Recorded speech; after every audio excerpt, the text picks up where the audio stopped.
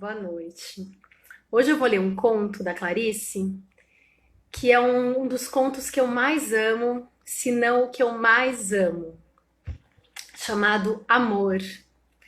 Esse conto tá no livro Laços de Família. Ela escreveu quando ela morava em Washington e tem três coisas, símbolos que estão nesse conto que eu vou falar rapidinho. Um é o do cego. Clarice na madrugada, menos aos sábados. Pode ser? Obrigada, desde já, né, para quem entrou, para quem está assistindo agora, ao vivo ou depois, para quem curtiu e se inscreveu lá no nosso canal no YouTube, Clarice na Madrugada.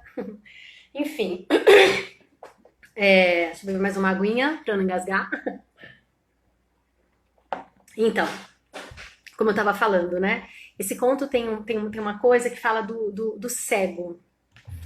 Para Clarice, cego, mascando chiclete, mascando chicles, como ela fala aqui, era um símbolo de eternidade. Por quê? Porque quando ela era criança, falaram para ela que o chiclete era uma bala que não terminava nunca.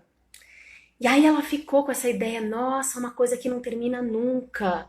E se propôs a escrever um conto, isso era uma menina ainda, criança, e se propôs a escrever um conto, criança adolescente, se propôs a escrever um conto que nunca terminasse. E aí ela começou, mas de repente isso foi dando para ela uma angústia, porque ela tinha que terminar isso e ela se propôs a não terminar e uma coisa que nunca termina. Então isso foi dando uma angústia para ela. Então esse conto aparece, um cego mascando chiclete na escuridão. É um símbolo de uma coisa que nunca termina ou de uma angústia eterna. Outra coisa que ela fala da hora perigosa da tarde. A hora perigosa da tarde, na obra da Clarice, é quando o sol tá se pondo, né? Quer dizer, o dia tá indo embora e o sol tá se pondo. Nessa mudança do dia para a noite, alguma transição, isso é a hora perigosa da tarde. E também ela fala do ovo, né? Ela tem um conto só sobre o ovo, mas nesse conto, Amor, o ovo aparece, tem uma simbologia forte. Eba, Ana, falou, finalmente consigo estar aqui. Que bom que você está, e hoje eu vou ler dos meus contos preferidos dela, como eu falei, se não o preferido. Obrigada pela sua presença, um conto chamado Amor. É um conto um pouquinho longo, mas tão lindo. Enfim. Então, antes de começar, só quero falar do ovo. O ovo é uma gema, quer dizer, uma casca que se rompe, já não tem como voltar atrás. Uma gema, sabe aquela película que envolve a gema do ovo? Se aquela película se rompe, como é que você vai recolher de novo a gema? Então, isso tem uma simbologia assim de um coração partido, um trauma, alguma coisa que se quebrou dentro da gente e que é impossível consertar, voltar atrás ao que era. Então, isso aparece nesse conto também. Estou falando isso antes porque são coisas importantes para a leitura, vocês vão ver. Então, deixa eu beber mais um último gole d'água, que minha voz não fale. E vamos lá.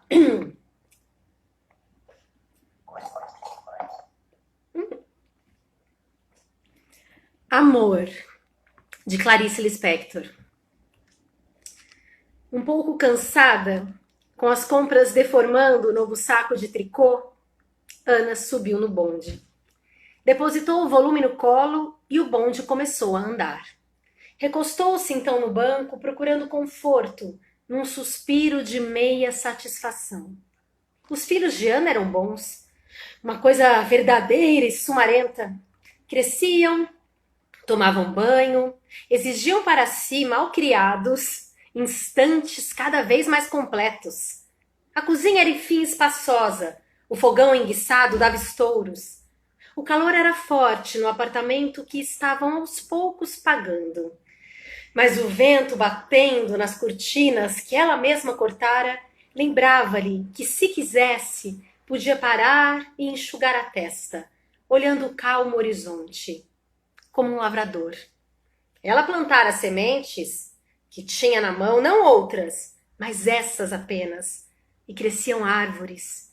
Crescia sua rápida conversa com o cobrador de luz, crescia a água enchendo o tanque, cresciam seus filhos, crescia a mesa com comidas, o marido chegando com os jornais e sorrindo de fome, o canto importuno das empregadas do edifício.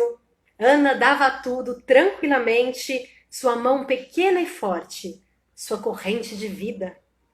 Certa hora da tarde era mais perigosa. Certa hora da tarde, as árvores que plantara riam dela. Quando nada mais precisava de sua força, inquietava-se. No entanto, sentia-se mais sólida do que nunca. Seu corpo engrossara um pouco e era de se ver um modo como cortar blusas para os meninos, a grande tesoura dando estalidos na fazenda. Todo seu desejo vagamente artístico encaminhara-se há muito no sentido de tornar os dias realizados e belos. Com o tempo, seu gosto pelo decorativo se desenvolvera e suplantara a íntima desordem. Parecia ter descoberto que tudo era passível de aperfeiçoamento. A cada coisa se emprestaria uma aparência harmoniosa. A vida podia ser feita pela mão do homem. No fundo, Ana sempre tivera a necessidade de sentir a raiz firme das coisas. E isso um lar perplexamente lhe dera.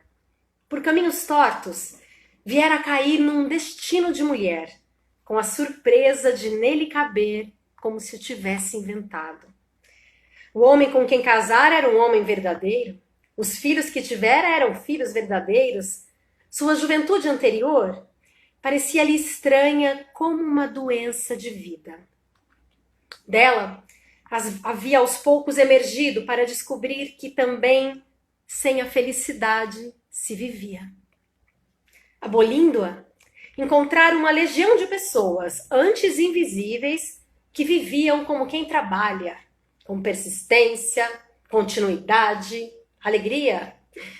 O que sucedera a Ana antes de ter o lar estava para sempre fora de seu alcance.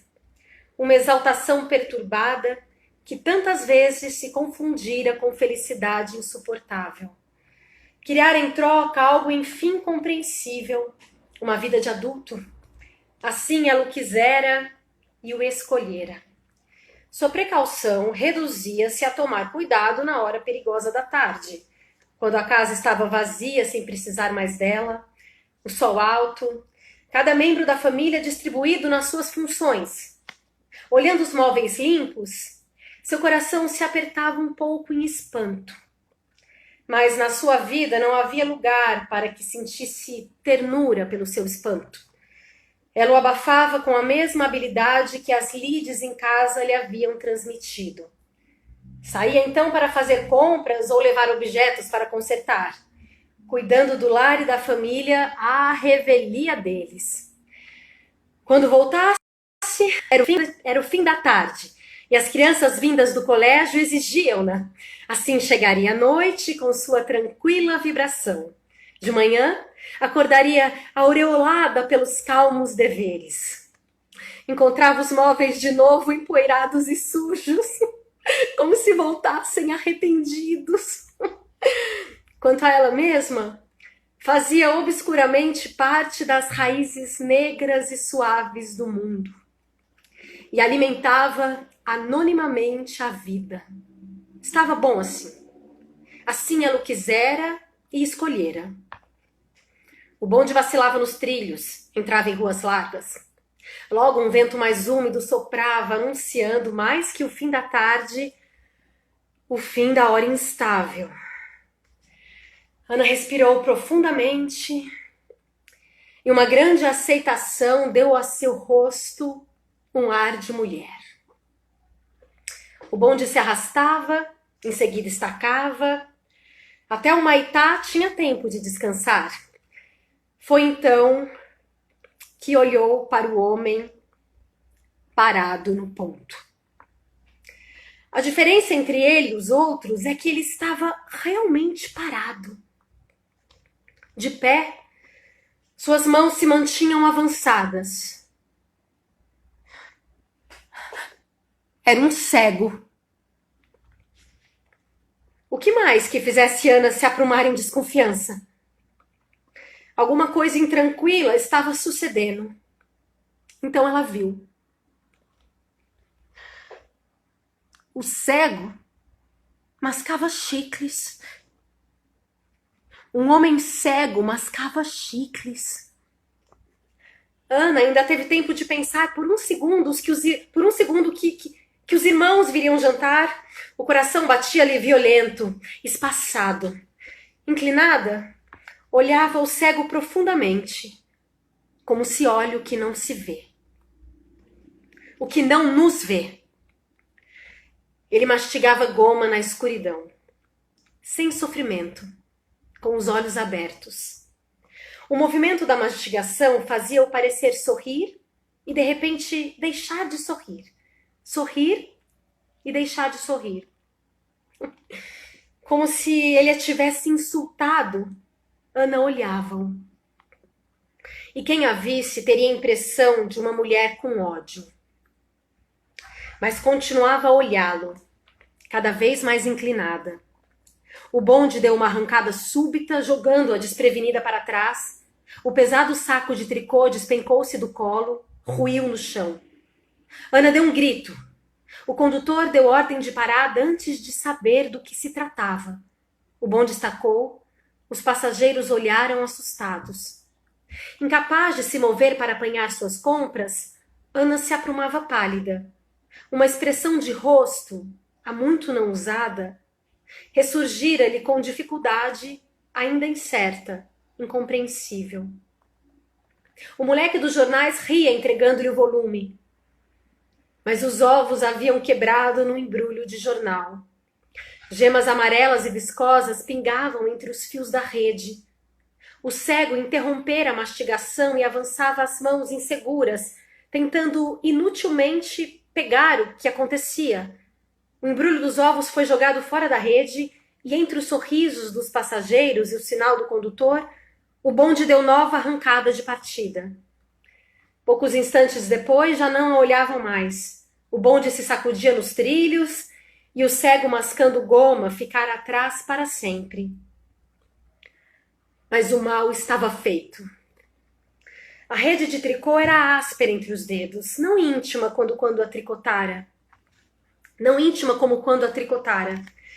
A rede perdera o sentido, e estar num bonde era um fio partido. Não sabia o que fazer com as compras no colo. E como uma estranha música, o mundo recomeçava ao redor.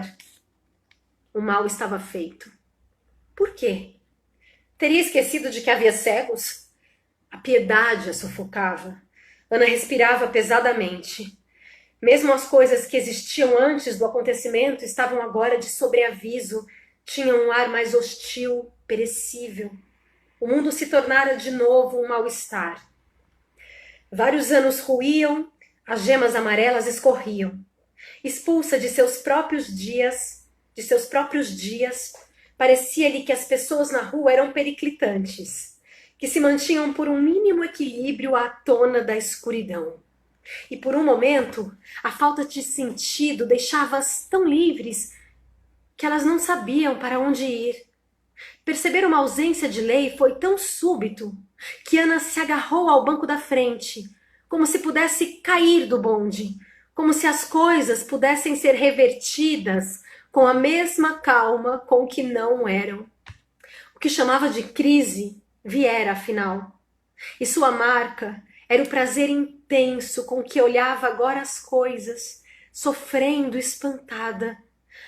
O calor se tornara mais abafado. Tudo tinha ganho uma força e vozes mais altas. Na rua Voluntários da Pátria parecia prestes a arrebentar uma revolução. As grades dos esgotos estavam secas, o ar empoeirado. Um cego mascando chicles mergulhara o mundo em escura sofreguidão. Em cada pessoa forte havia ausência de piedade pelo cego. E as pessoas assustavam-lhe com o vigor que possuíam. Junto dela havia uma senhora de azul, com um rosto. Desviou o olhar depressa.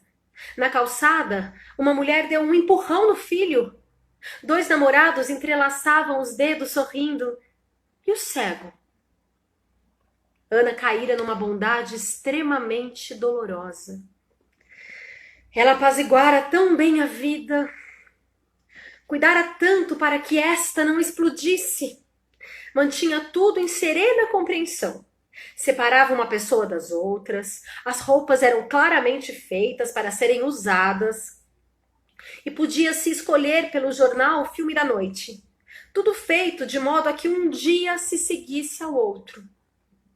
E um cego, mascando goma, despedaçava tudo isso. E através da piedade aparecia a Ana uma vida cheia de náusea doce até a boca. Só então percebeu que há muito passara do seu ponto de descida. Na fraqueza em que estava, tudo a atingia como um susto. Desceu do bonde com pernas débeis, olhou em torno de si, segurando a rede suja de ovo. Por um momento, não conseguiu orientar-se. Parecia ter saltado no meio da noite. Era uma rua comprida, com muros altos, amarelos. Seu coração batia de medo. Ela procurava inutilmente reconhecer os arredores enquanto a vida que descobrira continuava a pulsar e um vento mais morno e mais misterioso rodeava-lhe o rosto. Ficou parado olhando o muro. Enfim pôde localizar-se. Andando um pouco mais ao longo de uma sebe, atravessou os portões do jardim botânico. Andava pesadamente pela alameda central entre os coqueiros. Não havia ninguém no jardim. Depositou os embrulhos na terra, sentou-se no banco de um atalho e ali ficou muito tempo. A vastidão parecia acalmá-la. O silêncio regulava sua respiração. Ela adormecia dentro de si. De longe via a aléia onde a tarde era clara e redonda, mas a penumbra dos ramos cobria o atalho.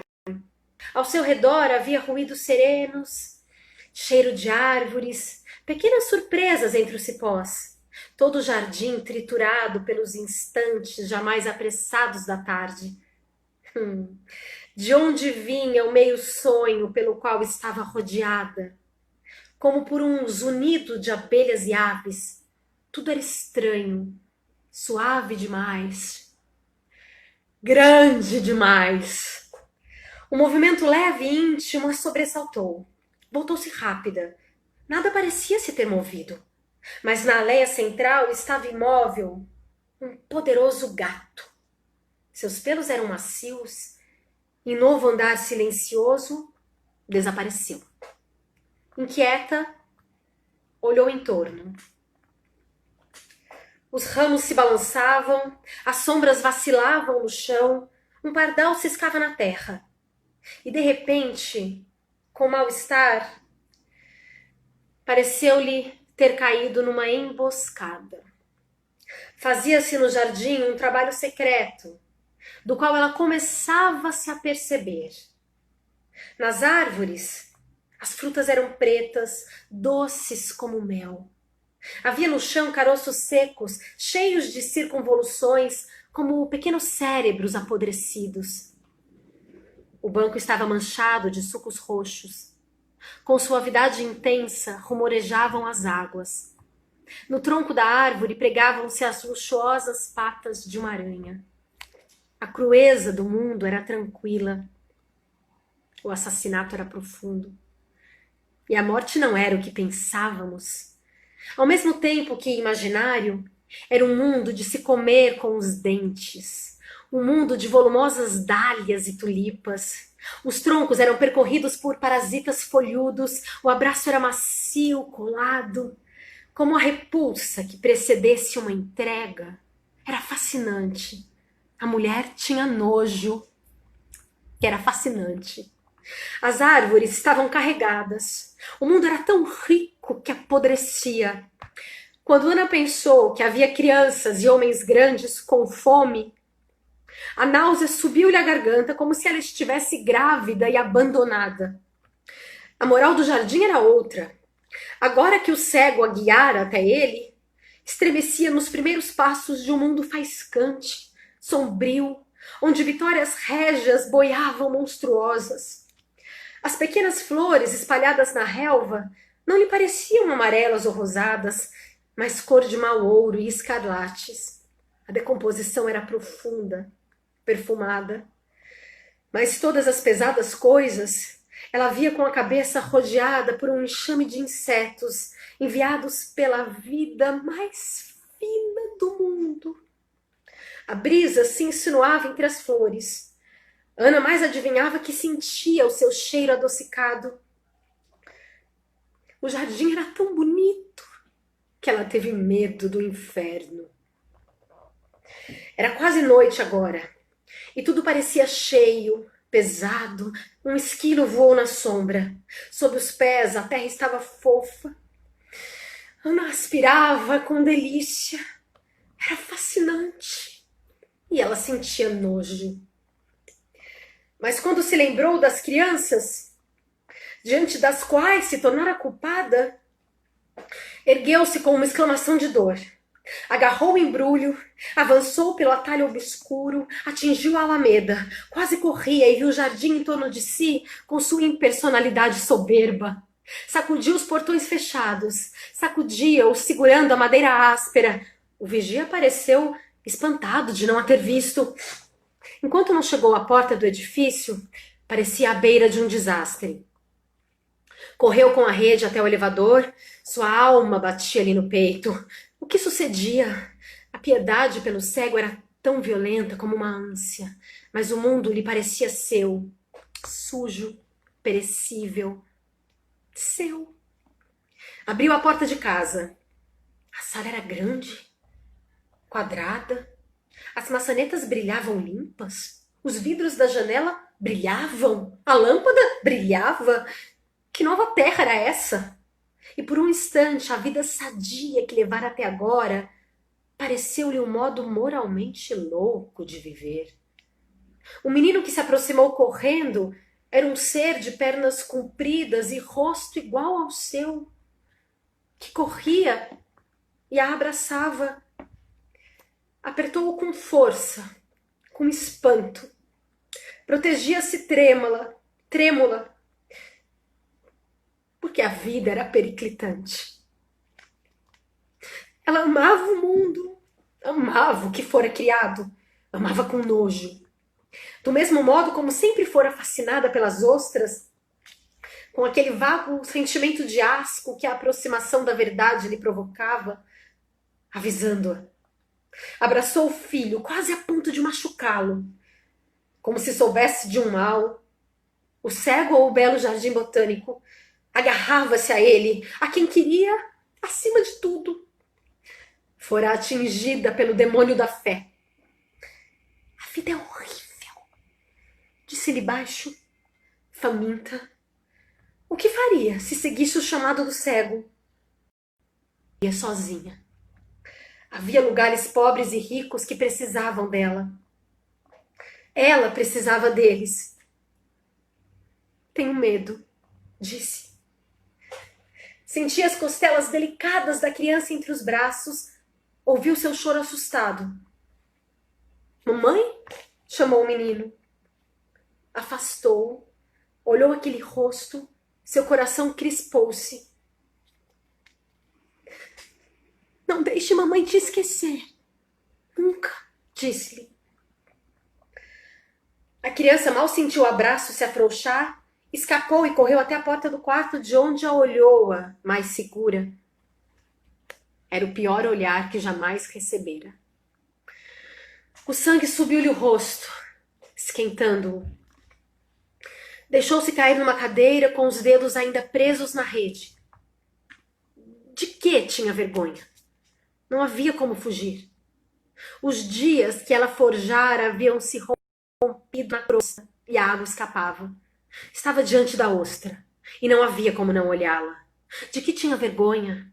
É que já não era mais piedade, não era só piedade. Seu coração se enchera com a pior vontade de viver. Já não sabia se estava do lado do cego ou das espessas plantas. O homem, pouco a pouco, se distanciara e, em tortura, ela parecia ter passado para o lado dos que lhe haviam ferido os olhos. O jardim botânico, tranquilo e alto, lhe revelava, com horror, descobria que pertencia à parte forte do mundo. E que nome se deveria dar à sua misericórdia violenta?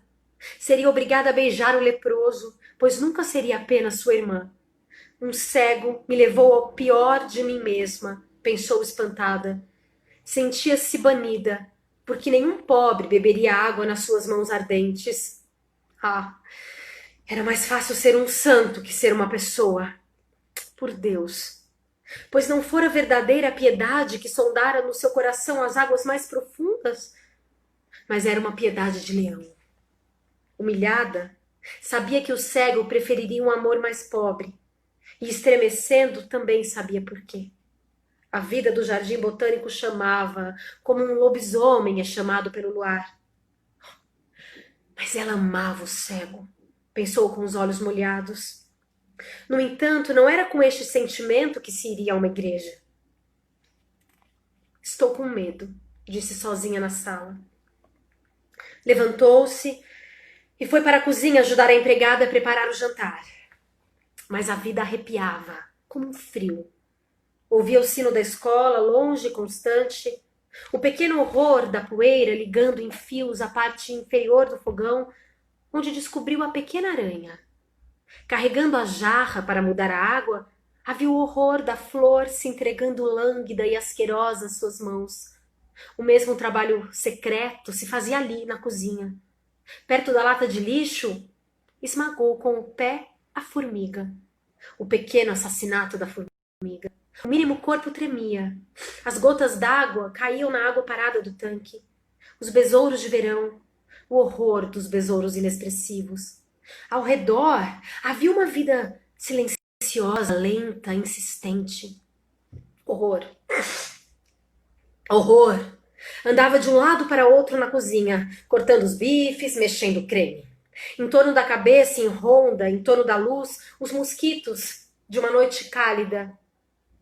Uma noite em que a piedade era tão crua como o amor ruim. Entre os dois seios escorria o suor. A fé a quebrantava, o calor do forno ardia nos seus olhos. Depois o marido veio, vieram os irmãos e suas mulheres, vieram os filhos dos irmãos. Jantaram as janelas todas abertas, no 9º andar. Um avião estremecia, ameaçando no calor do céu. Apesar de ter usado poucos ovos, o jantar estava bom. Também suas crianças ficaram acordadas, brincando no tapete com as outras. Era verão, seria inútil obrigá-las a dormir. Ana estava um pouco pálida e ria suavemente com os outros. Depois do jantar, enfim, a primeira brisa mais fresca entrou pelas janelas. Eles rodeavam a mesa, a família. Cansados do dia, felizes em não discordar, tão dispostos a não ver defeitos. Riam-se de tudo, com o coração bom e humano. As crianças cresciam admiravelmente em torno deles, e como a uma borboleta, Ana prendeu um instante entre os dedos, antes que ele nunca mais fosse seu. Depois, quando todos foram embora e as crianças já estavam deitadas, ela era uma mulher bruta que olhava pela janela. A cidade estava adormecida e quente. O que o cego desencadeara caberia nos seus dias.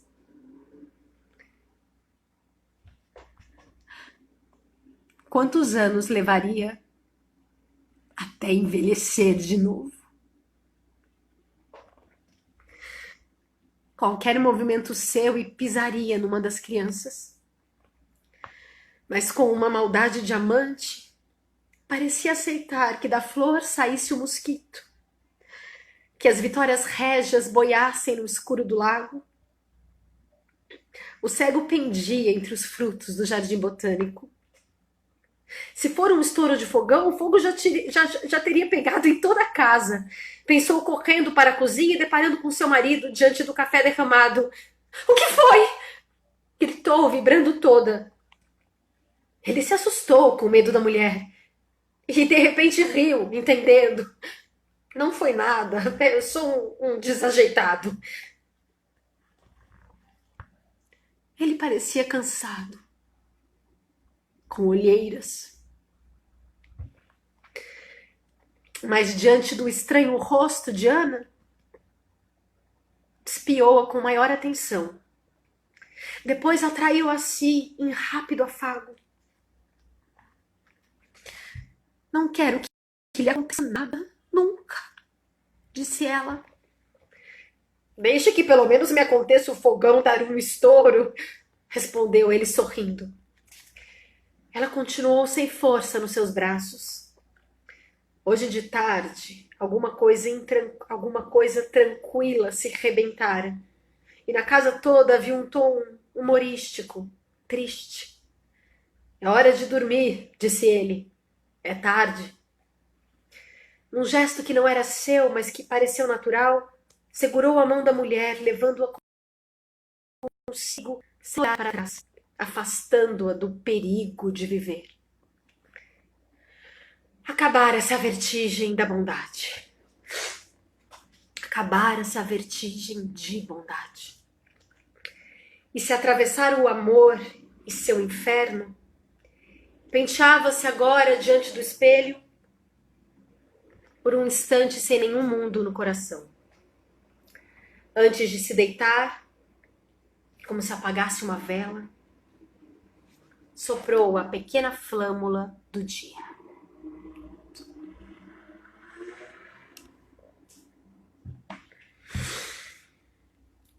Esse foi o conto. Amor. Esse conto me toca demais, porque eu acho que tem muito a ver com a Clarice, em primeiro lugar, com essa vida toda pulsante, que de repente, em alguns momentos, com o casamento, com tudo, até com a vida de escritora mesmo, tinha que caber num molde. Quantas vezes a gente tem que caber num molde e negar a própria natureza? Tem um outro conto, A Imitação da Rosa, onde tem uma mulher que é desse time também, uma mulher que é casada e que acabou de voltar de um manicômio, alguma coisa assim, que fica o tempo inteiro se cuidando, se observando para não cair num estado, né? A loucura e a sanidade, ou enfim, para não submergir num outro estado. E eu acho que a Ana, né, ela fala, parecia-lhe uma doença de vida, isso agora, porque, né, a casa verdadeira, tudo ali, feito para ter uma vida de adulto, e de repente fazia sentido tudo aquilo? Quem era ela? Quais os propósitos, os seus desejos, né? Alguma coisa, como a gema do ovo se rompeu ali e ela não sabia como voltar ao que era antes, ao sentido que tudo tinha. E ela voltou pelos filhos, né? Lembrou-se das crianças. E essas imagens, assim, são muito fortes. Lembrou-se das crianças, né, pelas quais ela se tornara culpada. Chegou, abraçou o filho, ele até assustou. Enfim, essas coisas, né? Mas a natureza dela era mais daquela vida de sensações, uma vida que não era tão brilhante, tão limpa, né? Como ela fala, gente, que casa é essa tão limpa? Mas ali na casa ela percebeu, né? As coisas que também havia um mundo verdadeiro, sumarento ali, não tão perfeitinho, né? A Clarice tem uma frase que eu amo, que ela fala assim, a vida não está à tona, a vida está em profundezas de mar. Enfim, que cada um, né, acho que essa quarentena tá proporcionando um pouco o encontro com a sua profundeza, com a sua profundidade, com o seu espanto, com a sua grandiosidade, com o sentido para sua vida. Enfim, esse conto me toca demais, por muitos motivos. É claro, não dá nem pra gente explicar, porque é muito, muito mais profundo, né? As palavras da Clarice e como reverbera em cada um. Mas é isso, amor. Eu acho que ele é meu conto preferido. Um doce, é difícil escolher um. Enfim, eu vi que um monte de gente entrou, a Lara, gostosa, Patrícia, o Nascimento, Kleber Tolino, Vitor. A Tati, será que a Tati tá aí ainda? Tatiana Zala, minha querida Tertulina, o Gibalim, Cris, Julie. Não sei se a Tati tá aí ainda. Dá um oi se você tiver ainda, Tati. Você acabou, sei que você é mãe, tem seus afazeres, a Lê, Paixão, a Sol, Fausto, querido Flávio, a Ana, Cláudia, Felipe. Ai, gente, que delícia, que delícia! Tati, tô! Ai, Tati! Tati, posso te chamar rapidinho? A Tati, a Tatiana, a gente fez um espetáculo chamado Um Dia Menos. E nesse espetáculo, que é baseado numa obra da Clarice, a gente, um conto dela, Um Dia Menos, a gente atuava juntas. E a Tati vai ler aqui um conto, porque eu vou convidar as pessoas, né? Algumas pessoas, quem quiser também me escreve, enfim, abrir um espaço para essa leitura. E a Tati tem um conto preferido dela que ela vai ler aqui. Tati, será que eu te chamo, minha amiga? Não sei se você tá pronta também. Ai, queria te dar um oi, queria te ver. A Tati, nossa, a Tati é a grande responsável, porque esse projeto da Clarice eu tinha muitos anos. Isso foi em 2009. E aí a gente se juntou numa produção, junto com a Carol Scavone, com o Márcio Merriel, e aí a gente conseguiu realizar esse espetáculo lindamente. Então a Tati é uma grande parceira dessa minha trajetória clariciana, né? Eu já tinha feito performances antes, estava ensaiando um espetáculo, aí fui para outro projeto, mas quando rolou Um Dia Menos foi um antes ou depois na minha vida, né? Ai, Tati! Ela tá aí, mas enfim, não sei também se tá pronta, né, pra ser chamada, mas perdoando Deus, a Tati vai vir aqui ler esse conto lindo, lindo, de uma mulher que tá lá linda, andando na rua e de repente aparece um rato na sua frente. E o que esse rato vai ocasionar nela? Enfim, a Clarice tem essas mulheres que são, né, janelas de si própria ou, enfim, personas dela mesma, né? Enfim, alguém tem alguma pergunta? Senão eu vou encerrar. Tati, eu queria te chamar, mas você não falou se pode ou não, se você tá podendo falar também, né? Você tá com filha pequena. Oi, eu tô aqui pra você. Pera, como é que eu faço aqui? Fazer uma transmissão ao vivo com Tati. Nossa. Falatrã, lindona, sua garota-chefe, que legal que você é amiga da Estela. Araceli, querida, Oi. também.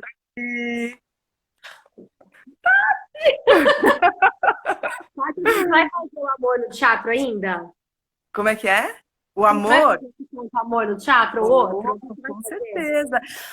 Oh, esse conto a gente fez um trecho num dia menos, né? A Não gente foi? usa.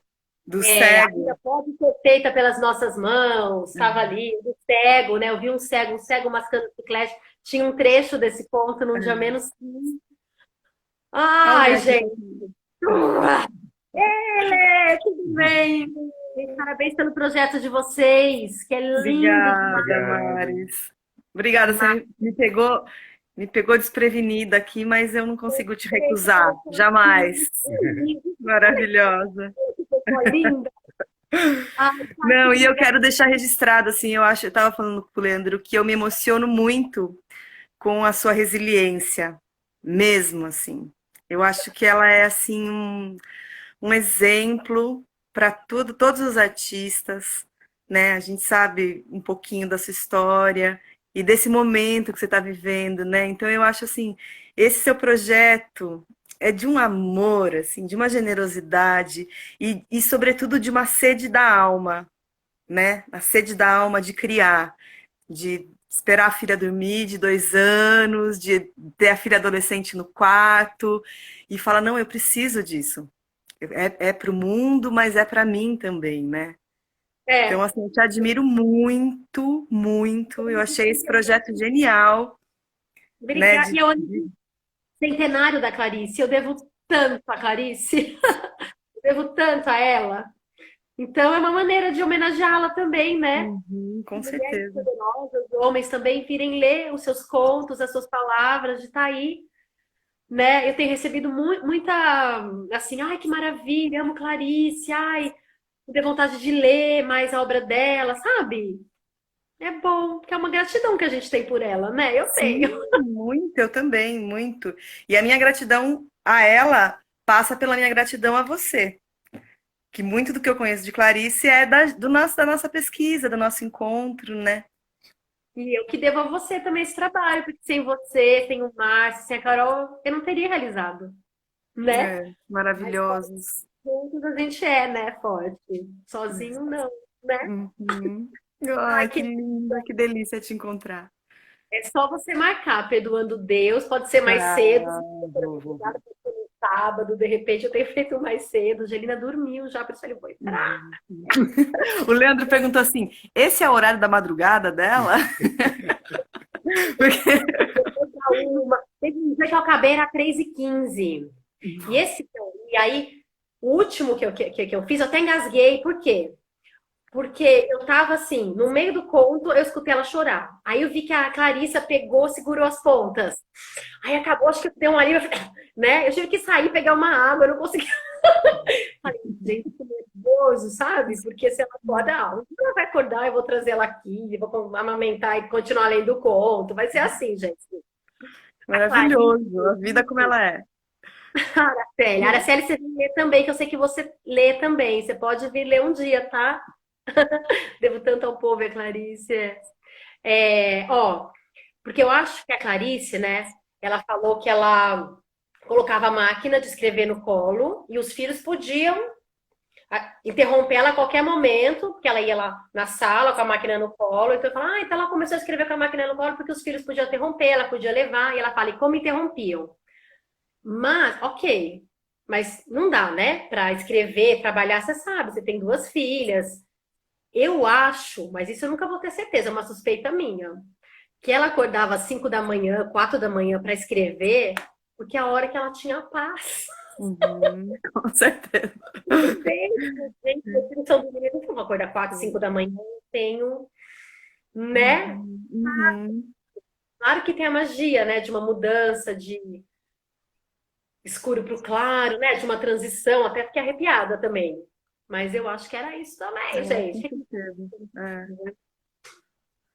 Maris, Contar. eu vou me retirar então, minha linda. Obrigada. Beijo Até imenso. já. Já já a gente marca. Vai ser um prazer, viu? Ó, eu fico toda maquiada assim, gente, mas é tudo máscara, né? Tudo máscara. Que nem você, Ah, eu né? estarei também toda maquiada quando eu for ler. Não, então, no filter. Não, mas eu vou de pijama, 3 da manhã, assim. Mas tem que ser um específico. Isso, boa. Beijo, Obrigada, Maris. obrigada. Parabéns, viu, querida? Siga em frente, sempre. Tô Sem aqui. contos. Grande Mas eu também não presente que você vai dar para tô. Clarice. Linda. Beijo Tchau, imenso. Silvana. Tchau. Pronto. Bom, é isso. Eu vi que um monte de gente entrou influenciando para o bem várias vidas. Ah, que lindo. Enfim, é isso. Ai, gente, que emoção ver a Tati. Engraçado que antes de eu entrar na live, eu vi Tatiana online. Falei, de repente ela vê que eu tô. Será que ela entra? Ela sabe do projeto, Clarice na madrugada. E entrou, mas não vi o momento que ela entrou, vi depois. Ai, não tinha ficado mais emocionada ainda, porque tem essa relação, né? A gente fez Clarice por bastante tempo, muitos espetáculos, muitas histórias, e foi um momento revolucionário para mim, na minha vida artística, na minha vida pessoal. Muito, muito, muito. É isso. Vamos encerrar? Fernando, muito obrigado. Fernando Mafia é o responsável pelo canal do YouTube existir.